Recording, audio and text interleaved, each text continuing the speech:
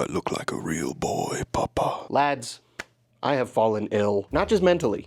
We already knew that, but physically too. Yeah, my sinuses are currently violating me in real time, so if I sound like Zach Hadel at any point in this video, you're welcome. I can't skip a video just because there's so much pressure in my nose it's making your Instapot jealous. We all know YouTube will eradicate your bloodline and put you back to square one if you dare stray even an inch from the path. But I also come bearing a very important message for every guitar player on this silly ball of dirt. A message that very well could change your life.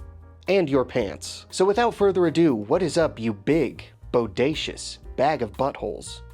DenDen here. And today I'm gonna tell you why everyone, including you, should own a 7-string guitar.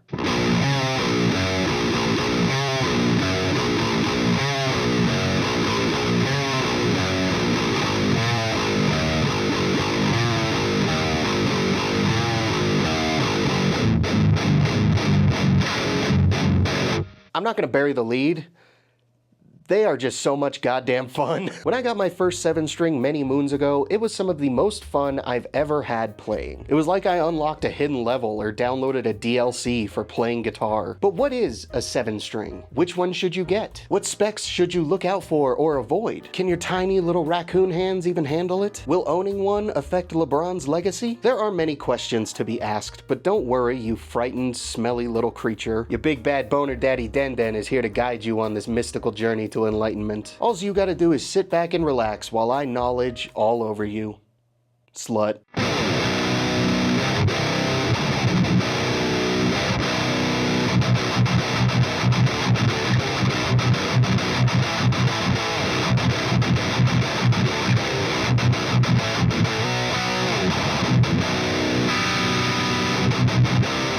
So a 7-string guitar is a guitar with 7 strings. Glad we got that out of the way. That alone is a plus because while I love 6-string guitars, 6 is easily the worst number, but 7 just so happens to be the best number. If that alone wasn't enough to convince you, well, okay then. I didn't think you'd be that hard to please. But where does that extra 7th string go? According to the Codex Astartes, the 7th string will be an extra bass string tuned to a low B. So if you go to a guitar shop and pick up a 7 string, it will most likely be tuned to B, E, A, D, G, B, E, which is literally just standard tuning with an extra low B string. But that is merely just the tip of this iceberg's peanuts. I lied a second ago. Guitar players aren't actually privy to a rule book for religious super soldiers. This ain't badminton. You have free will, and you can use that extra 7th string however your heart desires. You can leave it in B standard, you could tune it down to drop A, or heck, maybe even go down to A standard. If you're feeling a little crazy, you could go even lower to something like drop G, or drop F sharp, maybe even drop F. You could even do some real freak shit like Stephen Carpenter and tune it just like a regular 6-string with an extra high or low E string. One of the best parts of 7 strings or extended range guitars is they literally extend the range of tunings that you can achieve, which is exactly why so many modern bands use 7 strings.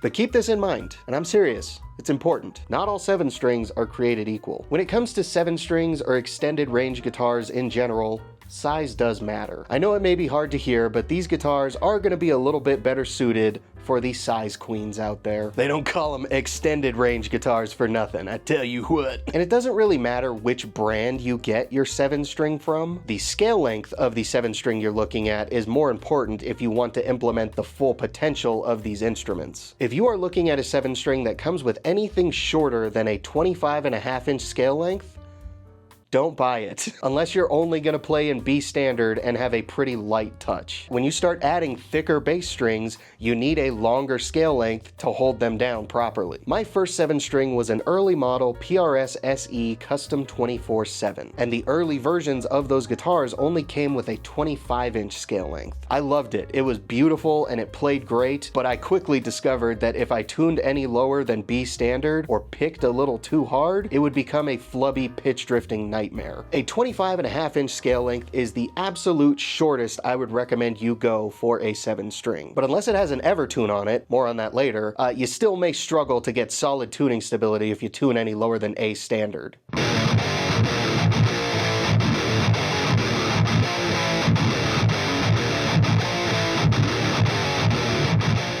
But if you want to unlock the full potential of a 7-string, then I would highly recommend you get one with a baritone scale length like 26.5 or 27 inches. It's only about an inch or so of a difference, but that's actually kind of a lot if you think about it, babe. And it makes a huge difference for tuning and pitch stability, especially if you want to tune lower than a full step. Now you could also get a multi-scale 7-string like mine. This is a Schecter Reaper 7 multi-scale. I do have a full video talking about this specific guitar if you want to check that out. But multi-scale guitars have a longer scale length on the bass side to hold down those bridge cables, but the high strings still retain a standard scale length so you don't give yourself arthritis trying to do boomer bends. A lot of people think multi-scale fretboards are gonna like eat their fingers or just be really awkward to play, but no, it really doesn't feel that different to a normal fretboard at all. However, if your goal is to tune lower than my hope for this country, then I might recommend you get a baritone 7-string with an Evertune on it. Because even a baritone scale length might have some stability issues if you want to tune as low as like drop F sharp or drop F. But an Evertune will completely erase any pitch drifting issues you may have, and will give you tuning stability as rock solid as Bill Clinton is when he sees our beloved Throtus. The only thing with Evertunes is that you're kind of locked to that one tuning. That's kind of like the only downside to them. So if you haven't caught on with all this talk about lower tunings, the big main appeal for 7-string guitars is caveman riffs.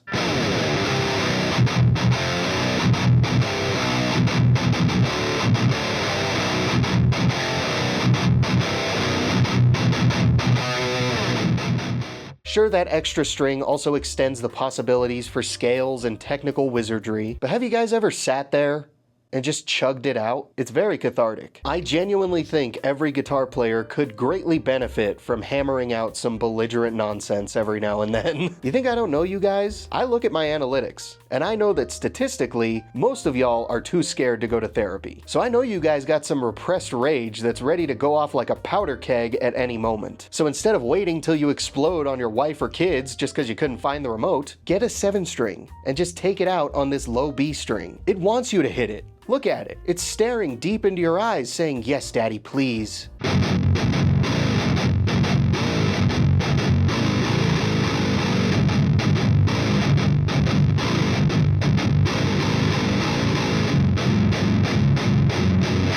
I do not care what genre you normally play. Are you a blues guy that only plays with emotion? Well, embrace the emotion of anger and go crazy. You like jazz? Well, on top of having more notes to play randomly, why don't you relax that little thinker of yours for a while and just rip out a nasty breakdown? Are you a shredding virtuoso? I'm jealous. I'm man enough to admit that, but I also bet you need to work on your rhythm playing. Just go to a guitar shop, pick up a 7-string, and just play the riffs you already know, but just imagine that low B string is your E string. Unless you're a sociopath, it should unlock something primal inside of you.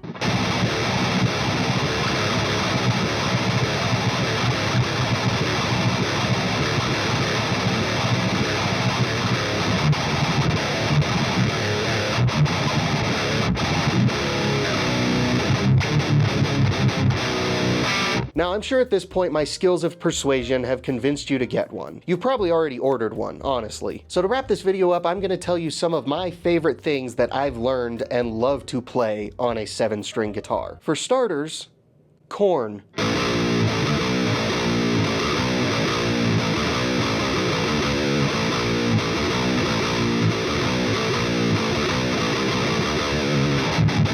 They're the reason I got a 7-string in the first place. Now, they tune to A standard, which is a whole step down, and I spent months having a blast just learning tons of their riffs. They aren't technically that difficult at all, but they're very groovy, and it can be a little tricky to play them correctly. However, once you figure them out, they are very rewarding and very fun to play.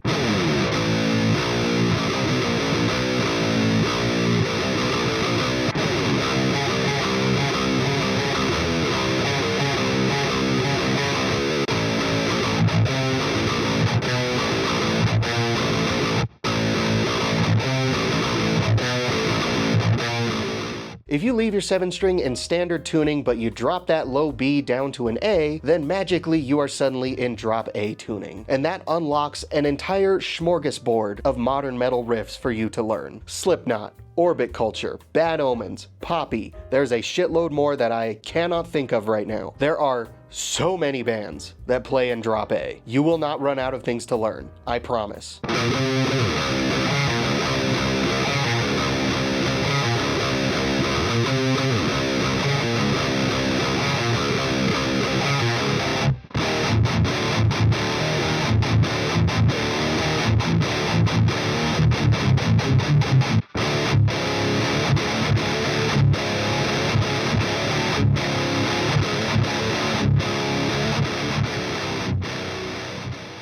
And if you want to challenge yourself a little bit, well then tune that 7 string all the way down to drop F sharp and try your hand at some Spirit Box. Mike Stringer is an actual genius. A lot of his riffs are way trickier than you think they are. He has a tendency to write riffs that skip strings and bounce all over the fretboard pretty quickly. Again, it is a little tricky, but they feel very rewarding and satisfying to play when you figure them out.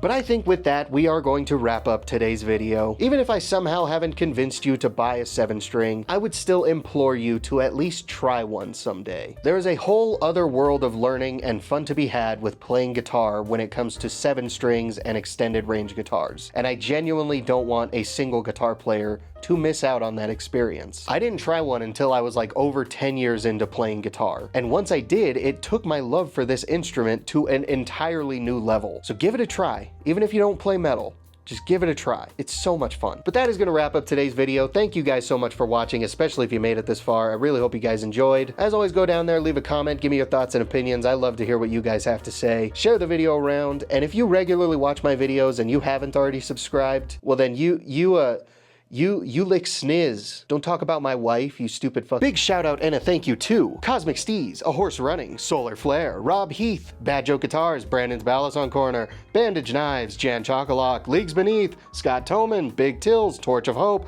Mr. Crazy, Ollie Gilbert, and Dimitris Churash. These little thoughty pants are my current channel members and their support really does mean a lot. If you want to join them, get a shout out in my longer videos, get access to the members only videos, and just help support this channel in a bigger way, then you can go down there, click the join button. Tiers start as low as 3 schmeckles. There's also the super thanks button down there if you just want to give me some money. I'm gonna use it to buy more Theraflu.